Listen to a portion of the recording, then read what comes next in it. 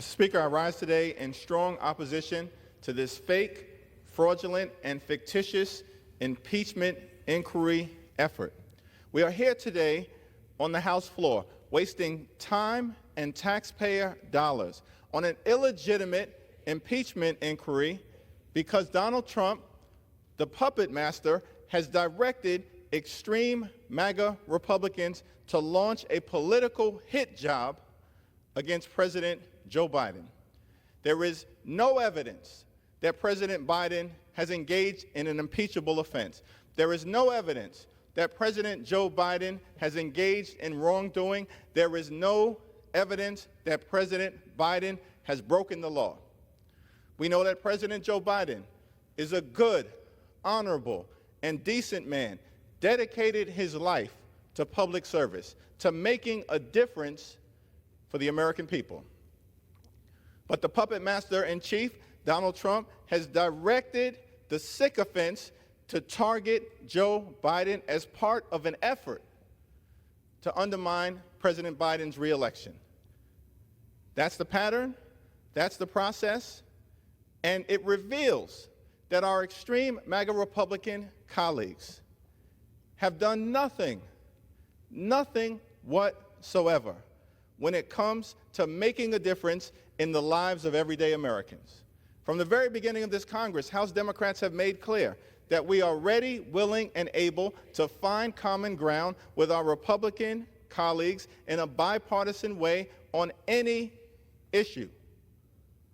But Republicans, this do-nothing Republican Congress, has chosen to do nothing to solve problems for hard-working American taxpayers. Nothing on the economy, nothing on inflation, nothing on affordability, nothing on gun safety, nothing on trying to improve the quality of life of the American people. But what we have seen from the very beginning of this do-nothing Republican Congress is chaos and dysfunction and extremism being inflicted on the American people. When it comes to this fraudulent impeachment inquiry, more than 100,000 pages of documents have been produced and reviewed. Not a scintilla of evidence exists that President Biden has broken the law. It's interesting to me. I wonder how my colleagues in New York and California, who were sent here to make life better for the American people, explain this vote, which is not designed to improve the lives of the folks that we are privileged to serve, but is a political hit job, a political stunt, political gamesmanship. The American people are tired of the partisanship, tired of the brinksmanship, tired of this effort to score political points on a partisan basis as opposed to actually making a difference.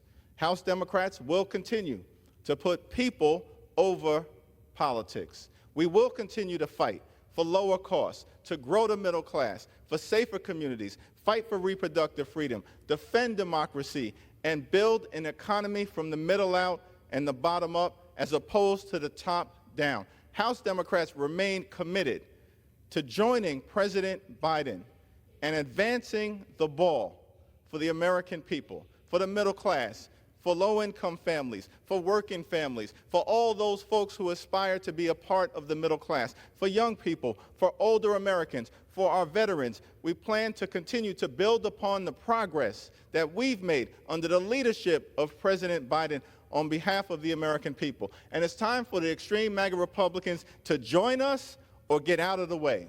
I yield back. Gentleman yields back. Gentleman from Massachusetts reserves. Gentleman from Oklahoma is recognized.